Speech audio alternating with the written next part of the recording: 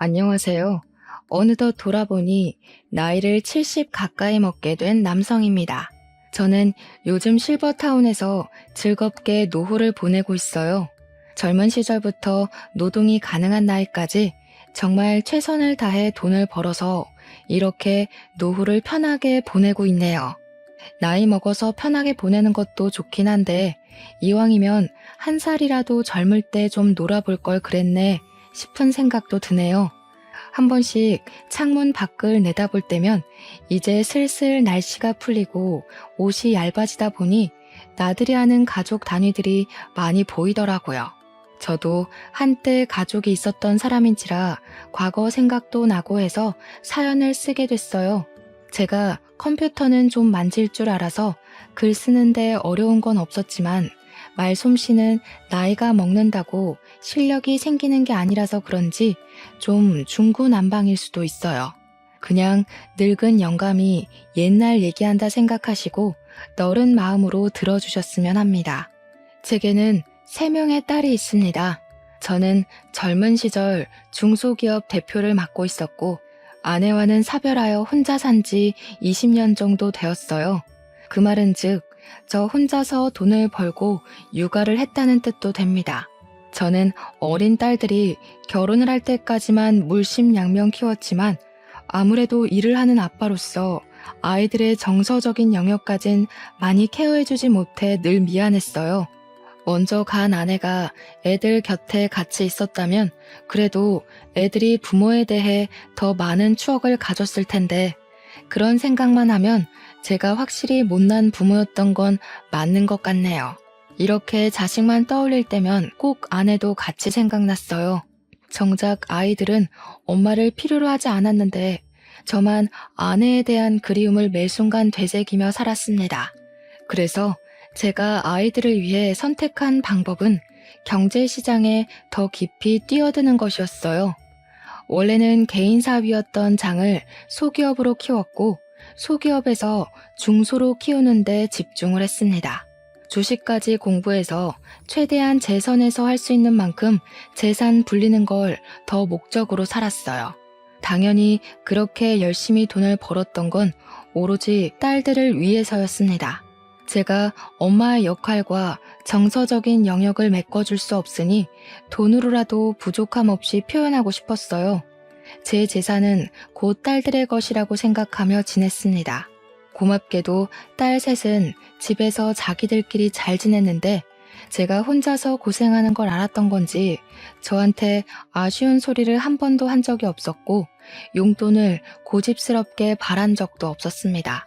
아마 제가 늘 바쁜 걸 알아서 귀찮게 안 하려고 눈치 봤던 것 같은데 그 마음이 갸륵하지만 한편으로는 너무 빨리 철든 것 같아서 미안하기도 했어요.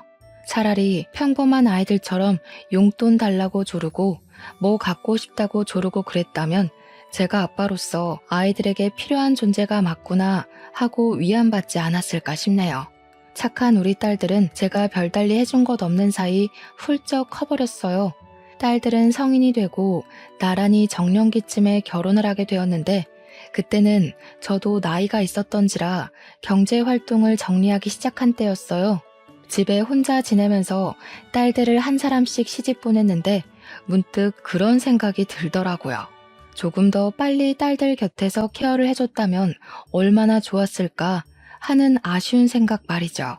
착한 딸들은 고맙게도 아빠 혼자 있는 거 못 본다고 자기네들 다 결혼하면 서로 데리고 살 거라 말해주더군요.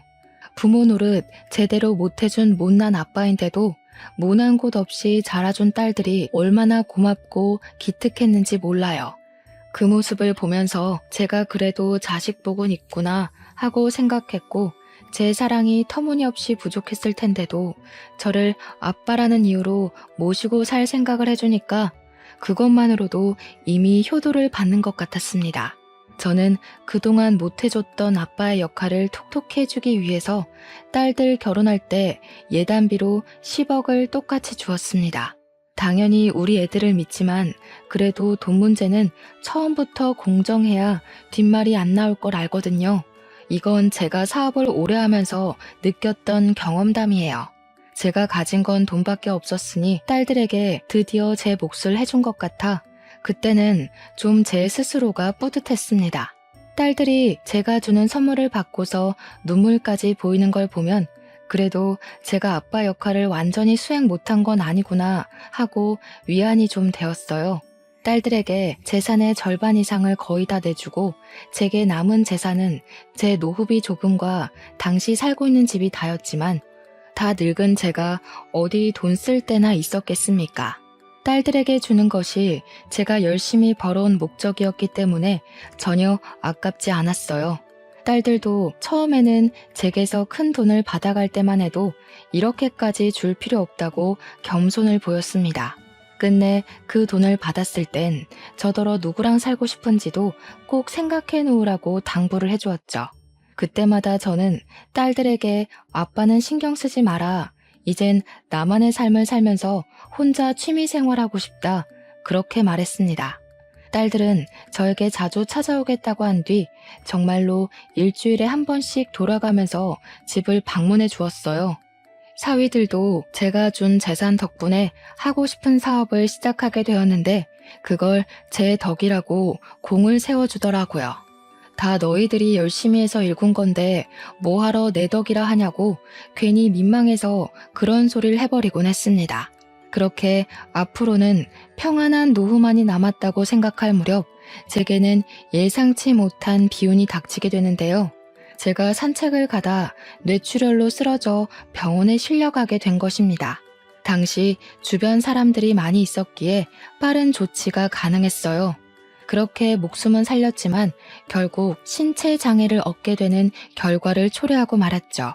눈을 떴을 때 이미 딸들과 사위들이 병실에 와 있었습니다. 다행히도 기억을 잃진 않아서 우리 식구들을 알아볼 수는 있었어요. 그런데 몸에 마비 증상이 있어 왼쪽 전신에 감각이 없더라고요. 딸들은 깨어난 것만으로도 다행이라면서 제 손을 잡고 많은 눈물을 흘렸습니다. 다행히 치료적인 부분은 수술로 충분했고 몸만 회복한 뒤 나머지는 재활이 중요하다고 하여 퇴원을 할 수 있게 되었는데요. 사실 이대로 당장 퇴원을 하면 생활적으로 불편할 부분이 많을 거란 게 예상이 되었어요. 그때 마침 딸들이 과거의 저를 데리고 살아주겠다는 말이 떠올라서 저는 딸들에게 어느 정도 혼자 해결할 수 있을 때까지만 신세에 좀 질 수 있겠냐고 부탁을 했습니다. 실례인 걸 알고 저 또한 딸들에게 신세를 지고 싶진 않으나 이번 같은 경우는 불가피한 상황이기에 딸들도 선뜻 이해해 줄 거라고 생각했어요. 이런 부탁이 너희에게 부담이란 거 안다. 아빠가 웬만하면 혼자 해결해 보겠는데 이게 당분간은 좀 많이 어려울 것 같구나. 아빠 혼자 생활에 적응되기만 하면 바로 독립할 테니까 너희들이 좀 도와줘. 그런데 그때부터 우리 딸들이 삐걱거리기 시작했습니다. 제 말을 듣고 서로 눈치만 보던 딸들은 그 얘긴 집에 가서 천천히 하자며 일단 귀가를 동행했어요. 그리고 제 저녁을 차려준다고 다 같이 저녁을 먹고 가게 되었는데요. 사위들은 다음날 출근 때문에 피곤해서 먼저 집으로 돌아갔고 딸들만 하룻밤 제 집에서 자고 가게 되었어요. 그땐 딸들이 결혼한 지 좀 되었던 터라 오랜만에 우리 식구만 같이 있는 거였습니다. 제 생활적인 고민을 떠나서 일단 그 자리 자체만으론 추억도 떠오르고 나쁘지 않았어요. 나름 분위기 좋게 저녁까지 같이 먹고서 딸들이 상자리까지 정리를 해주었는데요. 저더러 거실에 가서 쉬고 있으라고 부축을 해주더니 주방에서 자기들끼리 무슨 할 말이 그리 많은지 쫑알쫑알 거리고 있더라고요. 냉장고에 포도 있는데 그거 챙겨 먹자고 말해주고 싶어도 딸들이 너무 주방에만 박혀 있어서 결국 제가 휠체어를 움직여 주방으로 향했는데 안에서 티격태격하는 소리가 들리더라고요. 무슨 싸움이라도 났나 싶어서 몰래 귀담아 들어봤더니 나 임신했잖아. 내 몸도 간수 못하는데 아빠를 어떻게 모셔? 원래 이런 건 장녀가 나서서 해야 되는 거 아니야? 애들이 저를 가지고 신경전을 벌이고 있더라고요. 셋째가 강력하게 주장하면서 첫째를 걸고 넘어지자 첫째 또한 셋째와 같은 어감으로 답변을 했는데요. 너희들 형부 장남인 거 알지? 내가 큰 며느리라서 거의 의무로 시댁 식구들이 집에 들락거려. 아빠 우리 집에 오면 오히려 가시방석이라서 마음 불편할걸? 몸도 안 좋은데 마음까지 불편해봐라. 빨리 회복이 되겠니? 이미 저는 장녀의 대답에서 딸들에 대한 모든 믿음을 상실해버렸어요. 셋째랑 첫째 말에 속이 상한 저는 둘째 말까진 안 들어도 알 것 같아서 돌아서 버렸습니다. 이미 둘째 표정이 다른 딸들과 의견이 같다는 걸 티내고 있기도 했고요. 돈을 받아먹기 전에는 아빠 없이 못 살 것처럼 굴더니 돈을 받고 나니까 발뺌하는 딸들에게 너무 서운해서 저는 그냥 일부러 일찍 쉬고 싶다 하고 딸들을 빨리 보내버렸어요. 원래는 딸들이 지고 가려고 했는데 안 좋은 말을 들은 이후 딸들이 마치 남처럼 느껴져서 같은 공간에 있기 싫었습니다. 그리고 저는 며칠간 고민을 했어요. 재활 도우미를 고용하는 것이 나을 것 같아 알아보면서도 감히 다시는 딸들에게 물어볼 용기를 못 냈습니다. 그동안 딸들에게 연락이 왔지만 바쁘다고 문자만 보내고 안 받았어요.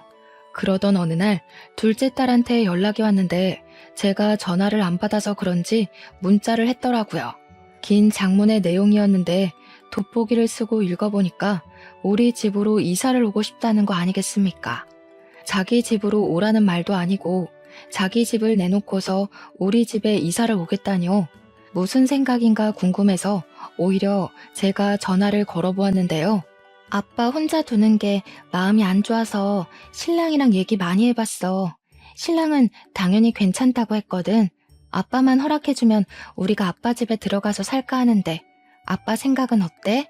제가 딸들에게 실망했던 그날은 셋째랑 첫째의 거부 반응만 봤지 둘째는 다른 딸들과 똑같을 거라 예상만 하고 눈으로 직접 확인하진 않았었다는 게 떠올랐습니다. 미안하게도 제가 둘째를 오해했나 보더라고요.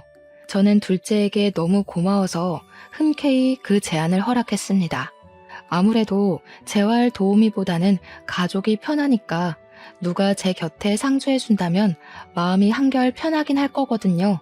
그렇게 둘째 사위랑 둘째가 우리 집으로 들어오게 되었는데요. 역시나 제가 둘째를 오해했던 게 맞다는 건 같이 지내면서 증명이 되었어요.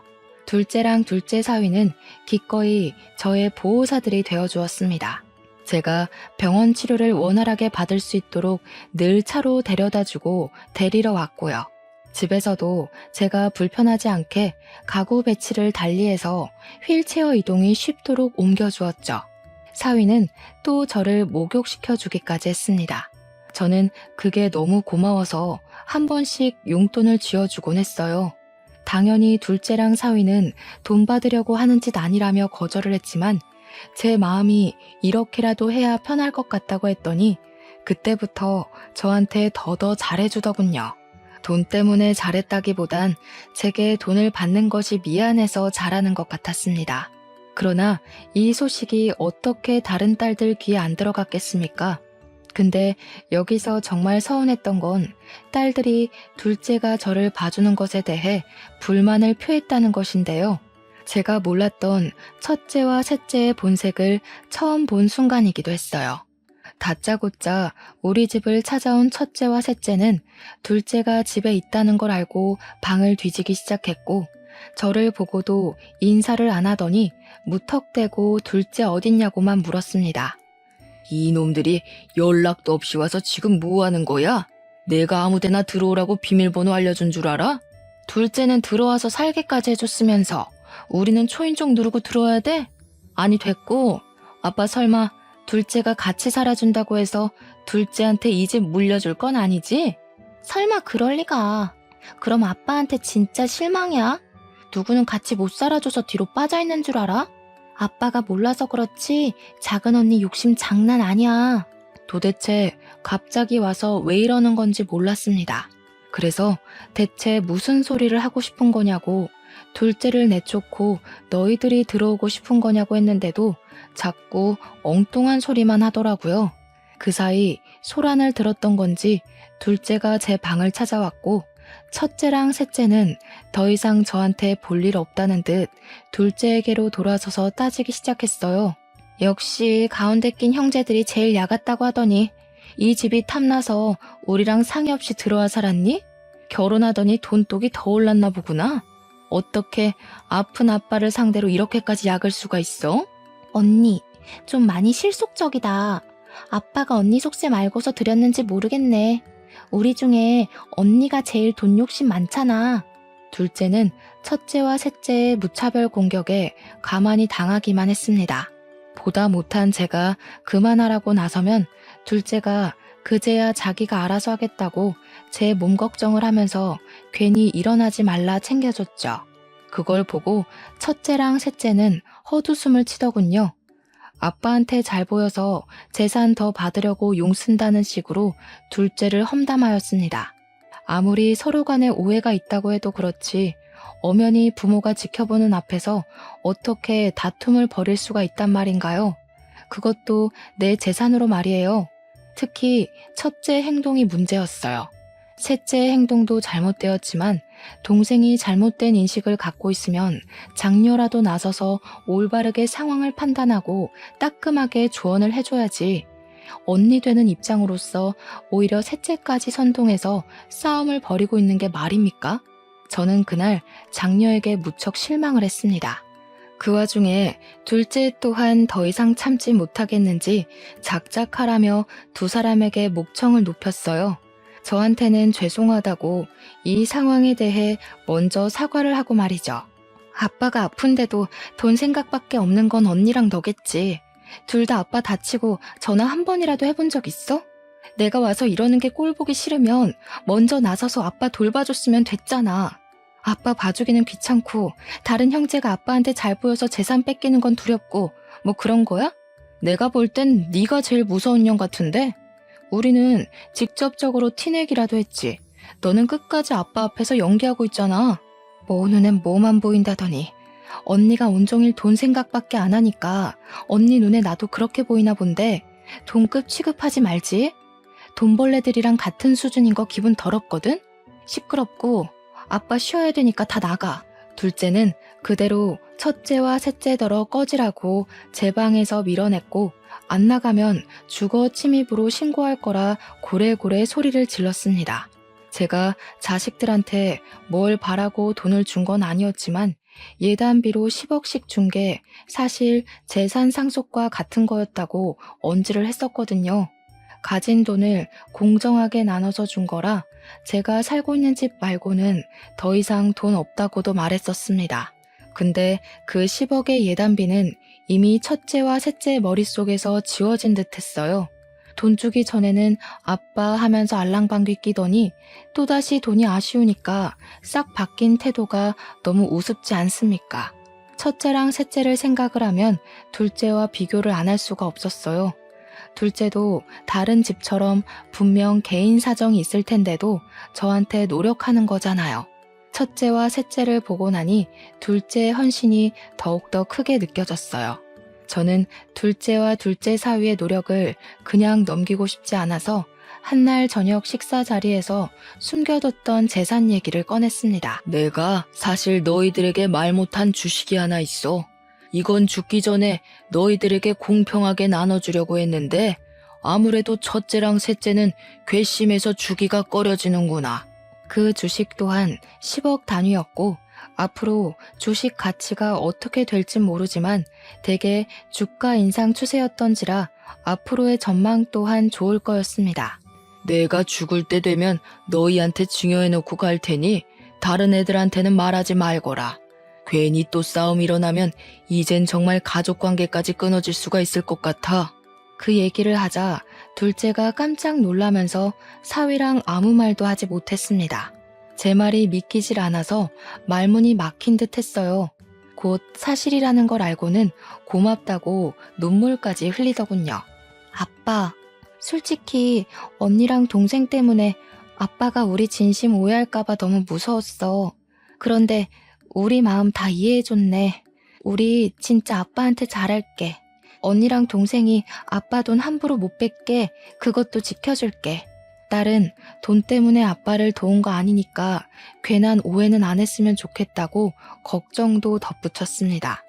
당연히 저도 다 지켜봐서 잘 알죠. 돈 주기 전에는 알랑방귀 끼다가 돈 주니까 발뺌하는 첫째 내랑 셋째 내랑 둘째 내는 확연히 다르다는 걸요. 그 뒤로 둘째 내는 제게 더 잘했고 저는 다행히 손가락은 제법 움직일 수 있을 정도가 되었습니다. 첫째랑 셋째는 더 이상 집에 찾아오질 않았어요. 혹시 더한 앙심을 품고 찾아와서 깽판이라도 치면 어쩌나 조금은 걱정했거든요. 어쩌다가 착한 우리 딸들이 그런 돈독이 올랐는지 그 둘만 생각하면 몸이 편안하다가도 속은 갑갑했습니다. 그러던 어느 날이었어요. 둘째 사위가 갑자기 속상해하면서 제게 상담을 권하길 장인어른 정말 면목 없지만 지난번에 말씀하신 주식 말인데요. 일찍 주시면 안 될까요? 사실 제가 사업이 조금 어려워져서요. 죄송합니다. 그런 일이 있었으면 진작 말했어야지. 나만 편하자고 자네를 부려먹었었네. 가족이 어렵다고 하는데 당연히 내가 도와야지. 그렇게 하도록 하자. 사위는 눈물까지 보이면서 그간 힘든 거 참고 수개월을 버텼다고 하소연을 했습니다. 저를 케어해주는 동안엔 전혀 힘든 기색을 안 드러내서 몰랐는데 알고 보니 사위가 굳이 드러내지 않았던 거였더라고요. 사업이 힘들었을 텐데도 저를 생각해서 애써 숨겼던 사위에게 문득 미안했습니다. 그래서 사위의 제안에 알겠다고 했고 날 잡아서 계약서 쓰러 가자고 했어요. 그랬더니 사위는 또 감사하다며 제게 넙죽 엎드려서는 한참을 울었습니다. 그렇게 저는 사위랑 딸이랑 같이 계약서를 쓰고 증여신고를 했는데요. 혹시 몰라서 제가 다시 한번 더 둘째네에게 다른 집에 알리지 말라고 당부를 했어요. 둘째랑 사위는 그 자리에서 한 번 더 제게 평생 편하게 모실 것을 약속해 주었습니다. 물론 제게 그렇게까지 바란 건 아니었기에 그건 마음만 받았지만요. 사위는 저 덕분에 살았다면서 기념으로 같이 여행을 가자고 했어요. 너무 좋은 제안이었지만 저는 다리가 불편해서 오히려 애들한테 짐만 될 겁니다. 그래서 괜찮다고 너희들끼리 다녀오라 사양했죠. 그런데 사위는 제가 혼자서 딸 셋 키우고 일만 하느라 여행 한번 못 가본 게 속상했는지 드라이브라도 데려가주고 싶어 하더라고요. 드라이브는 차 안에서만 거의 시간을 보내는 거니까 괜찮을 것 같아서 저는 바다가 보고 싶다고 말을 했어요. 그래서 둘째네 덕에 오랜만에 바다 구경을 갈 수 있었습니다. 바다는 제가 아내를 사고로 잃기 전 마지막으로 딸들을 데리고 여행을 갔던 곳이에요. 오랜만에 맡는 바다 냄새는 아내와의 기억을 떠올리게 해줬어요. 저는 사위 덕에 모래사장에 휠체어를 펴고 앉아서 실컷 바다 구경을 할 수가 있었어요. 다시 걸음하기 어려울 테니 저는 바다를 사진으로 찍고 눈으로 꾹꾹 눌러 담았습니다. 사위랑 딸은 커피 한 잔 사오겠다며 자리를 비웠고 그동안 저는 조용한 바다 앞에서 온전히 저의 지난 삶들을 돌아보는 시간을 가졌어요. 그렇게 시간이 흐르고 날이 어두워지니 이곳에 가로등이 하나 없다는 걸 알아차렸는데요. 그제야 저는 바다에서 눈을 돌리고 딸이랑 사위의 자취를 찾았습니다. 꽤 시간이 흘렀는데도 사위랑 딸이 안 보이더군요. 주위를 둘러봤지만 인적이 전혀 다니질 않아서 누구를 부를 수도 없는 지경이었습니다. 그래서 전화를 하려고 하면 휴대폰이 짐된다며 딸 가방에 맡긴 게 화근이 되었죠. 모래사장이라 휠체어를 움직일 수도 없어 꼼짝을 못했어요. 이 와중에 더 문제는 날이 저물자 점점 수심이 올라왔다는 것인데요. 휠체어 바퀴를 돌려 후진을 하고 싶어도 지면 특성상 땅만 파였습니다. 결국 바다가 바퀴까지 적시는 정도로 빠르게 불어났을 때 저는 좀 더 과격하게 휠체어를 움직여 버렸고 그 탓에 그만 중심을 잃어 휠체어를 쓰러뜨리고 말았어요.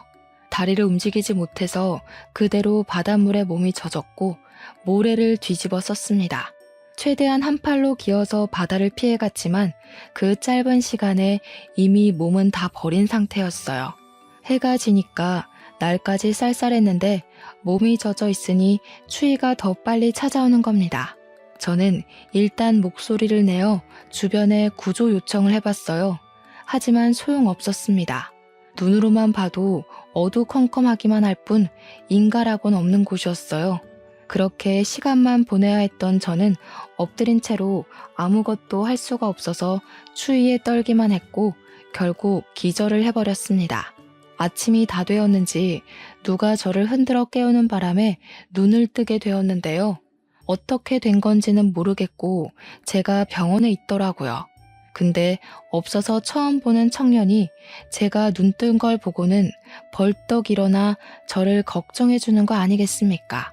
누구냐고 물었더니 청년은 운동한다고 바다 쪽으로 넘어왔다가 저를 발견해서 구조해 준 사람이라고 소개하더군요. 거긴 사람이 안 다니는 곳인데 어떻게 거기 계셨어요? 보니까 몸도 불편하신 것 같은데 혹시 일행이 있었던 거예요? 정말 큰일 날 뻔하셨어요. 아무래도 큰일은 이미 벌어진 것 같네요. 총각 혹시 안 바쁘면 나 좀 도와줄 수 있겠어요? 보다시피 내가 혼자 일 내기엔 몸이 불편해서. 저는 청년에게 답례를 할 테니 부탁 좀 꼭 들어달라 했고 응급실에서 링거 맞고 몸을 회복한 후 병원을 나섰습니다. 청년의 도움으로 바로 주식증여 파기 소송을 진행했어요. 그리고 제 집으로 갔는데 웃기게도 이미 제 집이 부동산에 내놓은 집이라고 하대요. 그 소리 들으니까 바로 직감이 오더라고요. 그러니까 둘째가 제 집에 들어온 건 실망스럽게도 집 때문이었다는 걸 깨달았어요. 첫째와 셋째가 지난날 우리 집에 와서 난동 부렸던 게 마냥 폭동은 아니었던 겁니다. 사실을 기반한 행동이었던 거죠. 게다가 제가 주식까지 얘기를 해버렸으니 둘째 입장에선 정말 땡 잡은 셈이라고 봤겠네요. 가족끼리도 이렇게 공을 들이고 연기를 하면서까지 돈을 탐낼 수 있다는 것이 제게는 그저 말이 안 나올 만큼 충격이었습니다. 심지어 따지고 보면 둘째네가 제 재산에 제일 심하게 욕심을 낸 거잖아요. 저를 갖다 버리기까지 했으니 말입니다. 저는 주식까지 해결되자 바로 저를 유기해버린 둘째네가 첫째와 셋째랑 다를 게 없다고 봤고 둘째네를 노인학대로 신고해버렸어요. 어차피 청년이 저를 봤으니까 증인은 있는 셈이었습니다. 그런데요, 여기서 예상치 못한 일이 또 발생하게 되었는데요. 제가 경찰에 신고를 했는데 당황스럽게도 둘째와 둘째 사위 신상 정보를 들은 경찰이 이미 그들이 서에 붙잡혀 있다고 하더라고요. 명의도용 문제로 신고가 들어와서 잡혔다고 하는데 심지어 신고한 사람들이 첫째랑 셋째라는 거 아니겠어요?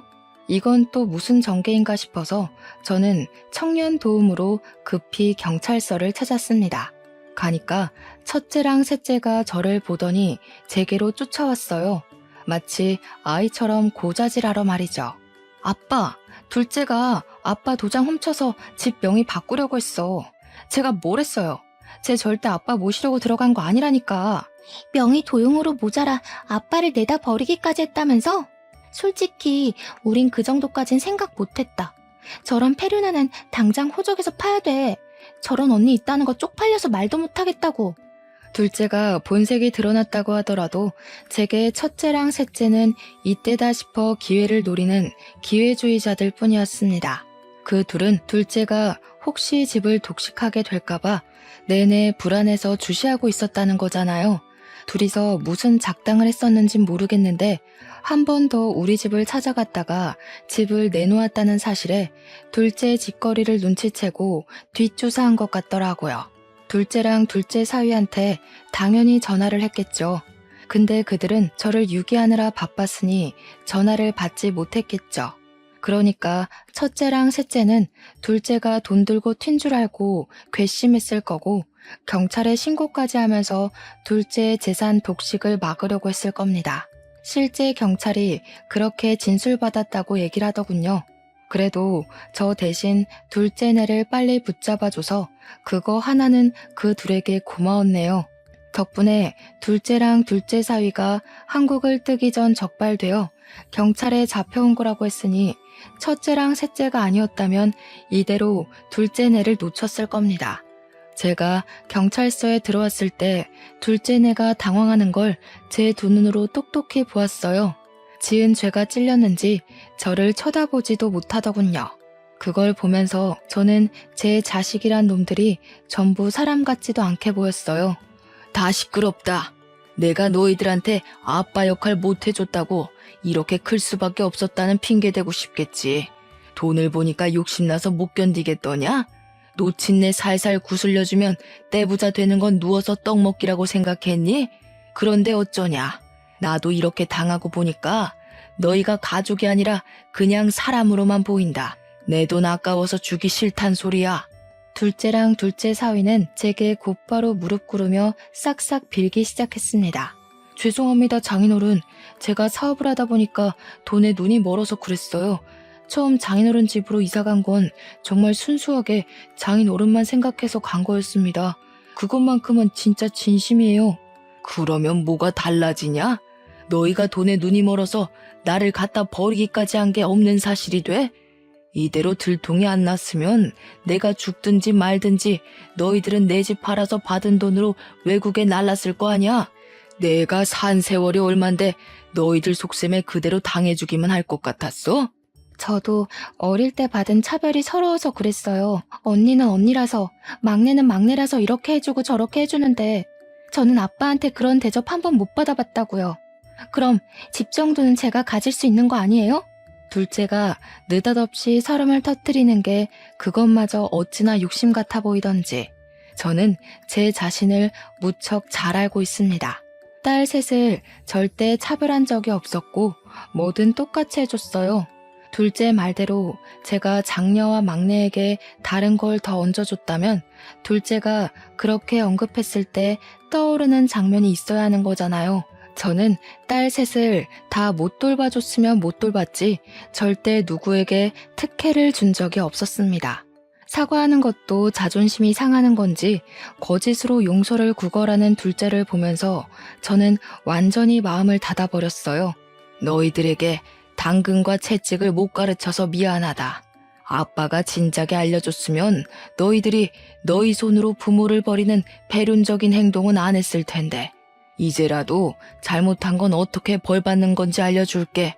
저는 딸들 모두에게 내 집 팔아서 번 돈으로 나눠 가지려고 했다는 거 바로 소송할 거라고 선언했습니다. 그 와중에 첫째랑 셋째는 당황해하면서 제게 항변했어요. 우리까지 소송할 거라고? 우리는 아빠 도운 건데? 아빠가 길거리 신세 될 뻔한 거 구제해준 게 우리야. 우리한테는 이러면 안 되지. 입 닥쳐. 내가 준 예단비로 너희들 다 좋은 집 살고 있는 거 아니냐? 그런데 아비한테 겨우 하나 있는 집까지 눈독 들이고 있었어? 이미 꿀꺽 먹은 예단비를 도로 뱉어내라고 할 수도 없고 내가 이대로는 분이 안 풀려서 그냥 넘길 수가 없다. 다들 10억 뱉어낼 준비나 하고 있어.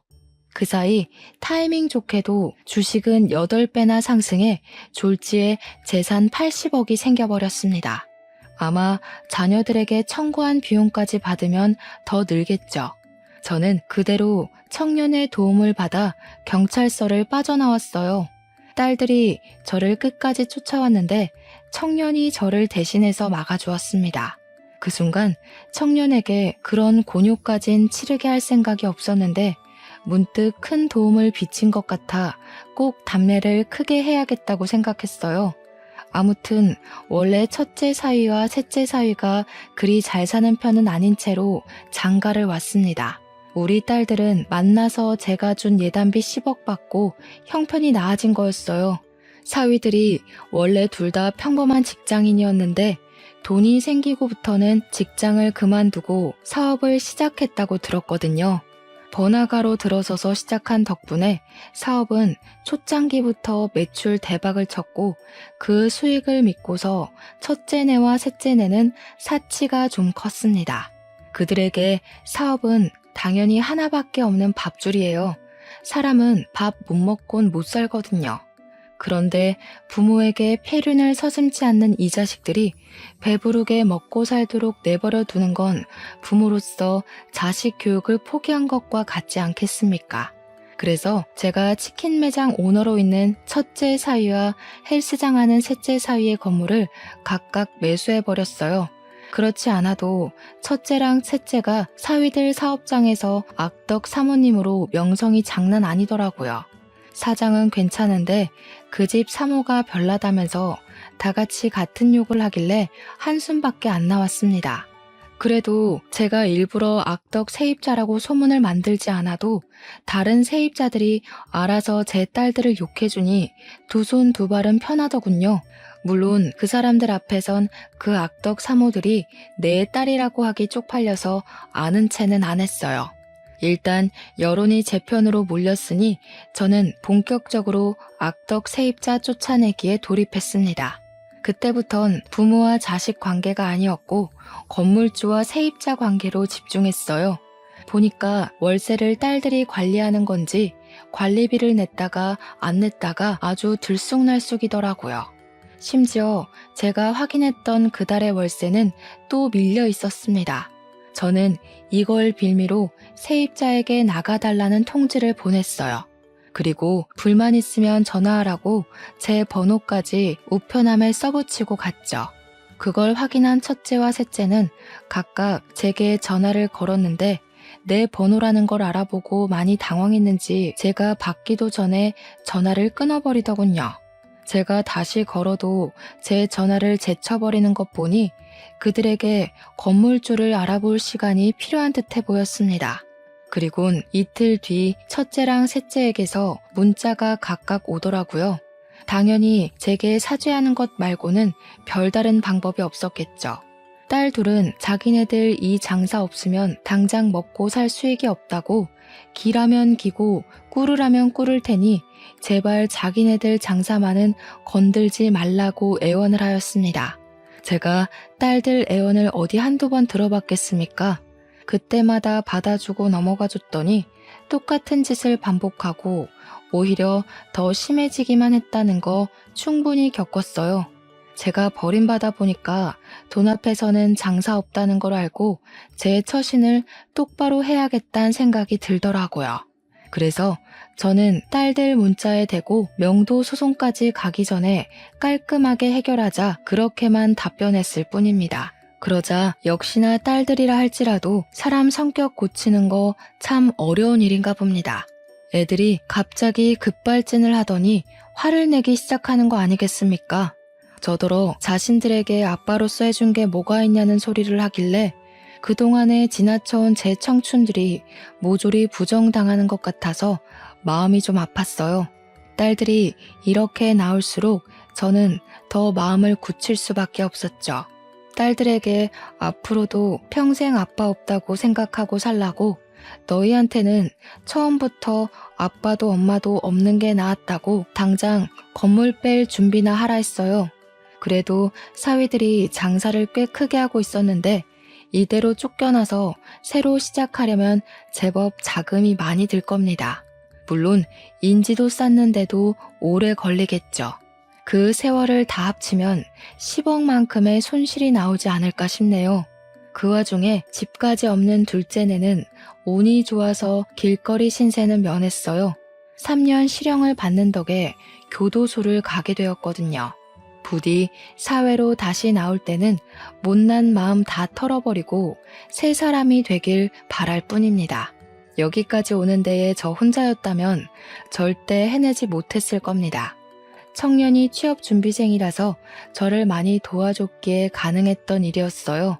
그 뒤로도 착한 청년은 제 집 구하는 것까지 같이 동행해서 도와줬는데요. 제가 밥 한 끼 사준다고 소고기집을 데려갔는데 글쎄 이놈이 저를 챙기느라 고기를 잘 먹지도 않더라고요. 그래서 일부러 나도 손 있다고 환자 취급하지 말라 으름장을 놓았더니 그제야 눈치 보면서 허겁지겁 고기를 먹는데 얼마나 귀여운 녀석이던지. 부동산을 다시 한번 돌아볼까 고민하던 중 청년이 조심스레 제게 제안하길 요새 실버타운이 참 좋게 나와 있다고 추천을 해주더라고요. 그래서 청년 도움으로 실버타운 알아본 후 요양보호센터가 딸려있는 곳이 좋을 것 같아서 그곳으로 입주 신고를 하게 되었습니다. 청년이 나쁜 녀석인지 바람직한 놈인지는 잘 모르겠으나 일단 제가 보답하겠다고 약속을 했잖아요. 해서 제가 청년에게 답례비로 10억을 주었고 나머지는 제가 쓸 돈을 빼고는 사회에 환원해야겠다 생각했습니다. 근데 청년이 자기 뱅킹으로 입금된 금액을 보더니 놀라서 휴대폰을 떨어뜨리더라고요. 이게 뭐냐고 이렇게 큰 돈 못 받는다며 당황해 하더라고요. 어른이 주는 건 그냥 감사합니다 하고 받는 거야. 그것도 하나의 사회생활이다. 네가 나한테 이 정도의 가치만큼 도움이 되었다는 거니까 사양하지 말고 받아도 얼른 번듯한 직장인 돼서 예쁜 아가씨랑 결혼도 해야지. 제 조언에 청년은 눈물을 글썽이더니 정말 감사하다고 안 그래도 자기 집 어려운데 취직까지 자꾸 떨어져서 힘들었다면서 열심히 살겠다고 연신 꾸벅거리더군요. 그래서 저는 청년과는 연이 끊어지는 줄 알았습니다. 죽기 전에 좋은 일 하나 하고 간다. 그리 생각하고 말 인연이라고 봤죠. 그러나 놀랍게도 청년이 일주일에 한 번은 무조건 실버타운을 찾아오는 거 아니겠어요? 감사해요. 저 딴 길로 안 새고 제가 하고 싶던 일을 바로 시작할 수 있게 되었어요. 저희 엄마도 몸 안 좋으셨는데 병원비 걱정 없이 치료받고 있고요. 이게 다 할아버지 덕분이에요. 저 꼭 성공해서 할아버지한테 보답할 거예요. 그때까지 오래오래 사셔야 해요. 최근에 알게 된 건데 청년 휴대폰에 저장된 제 이름을 보고 얼마나 웃었는지 모릅니다. 산타 할아버지라고 되어 있더라고요. 아무리 그래도 동심을 갖고 있을 만큼 어린 나이는 아니었는데 얼마나 귀엽고 기특해 보였는지 몰라요. 정말 딸 안 부러운 손자 하나가 생겨버린 기분이었습니다. 청년은 방문 횟수가 늘어갈 때마다 점차 더 번듯한 사업가가 되어가고 있는데 그걸 보는 재미가 또 쏠쏠하더라고요. 저도 사업을 번성시켰던 사람이다 보니까 사업 중인 청년이 제게 조언도 많이 구할 때가 있는데요. 그럴 때면 저도 잠깐 열렬했던 청춘 시절로 돌아간 것처럼 머리가 팽팽 돌아가요. 청년이 토요일마다 저를 찾아오는데 그럼 저는 그동안 청년에게 알려줄 새로운 정보와 인맥을 준비해놨다가 알려주거든요. 그것도 제 나름 취미 생활이 되더라고요. 최근에는 청년이 주식 공부도 시작했어요. 제 조언을 받아서 저 믿고 샀는데 꽤 주가가 괜찮은 것 같아 스포츠 경기 보듯 즐기고 있습니다. 청년이 열심히 사는 걸 보면 가끔씩 제 젊은 시절도 생각나고 그래요. 처음에는 청년의 도움이 고마웠다면 이젠 청년의 존재 자체가 고맙게 된 거죠. 어쨌든 저는 청년 덕분에 조금 쓸쓸할 뻔했던 노후에 손자 관심을 받으면서 번지르르하게 살고 있는 중입니다. 천륜이 끊어졌다는 건 그다지 못 느끼고 있어요. 청년이 그런 제 사정을 알아서 일부러 더 가족이 되어주려고 하는 것 같더라고요. 내 핏줄을 이어받았다고 무조건 다 감싸지 않아도 된다는 걸 이 청년 보고 깨달았어요. 팔은 안으로 굽는다고 했나요? 저한테 그건 좀 예외인 말이지 않나 싶습니다. 저는 이제 딸들을 과거의 기억에 묻어버렸고 앞으로의 생은 새롭게 생긴 손자놈과 새로운 가족애를 만들어 갈 것 같네요. 결론은 그저 자식과 연을 끄는 한 노부의 사연이었지만 제 결정을 청취자분들께서 부디 이해해 주셨으리라 생각합니다. 제 태도가 부모로서 다소 냉정하게 보였을진 모르겠어요. 그래도 저는 자식의 잘못된 점마저 눈 감아주는 나약한 부모가 되고 싶지 않습니다. 제 행동으로 인해 우리 딸들이 잘못했다는 걸 크게 깨닫고 앞으로는 실수 안 하면서 살길 바라는 마음이에요. 저는 그저 죽기 전에 마지막으로 제 딸들에게 큰 가르침을 했다고 생각하렵니다. 청취자분들도 부모 자식이란 이유만으로 선 없이 굴어도 괜찮다는 마음은 안 가졌으면 좋겠어요. 그럼 제 사연 들어주셔서 감사합니다.